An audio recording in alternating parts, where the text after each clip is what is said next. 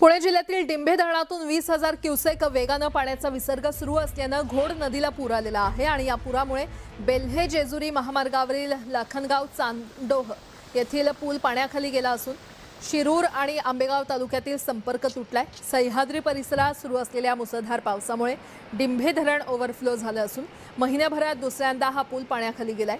नदीकाठच्या शेतांमध्ये पुराचं पाणी शिरल्यानं पिकांचं मोठं नुकसान झालंय। तसंच गेली 5 वर्ष रखडलेल्या नव्या पुलाच्या कामावर स्थानिकांनी तीव्र नाराजी व्यक्त केली आहे। संपर्क तुटलेला आहे आंबेगाव शिरूरचा आणि हे रखडलेलं काम आहे हे 4 ते 5 वर्ष झाले चालू आहे।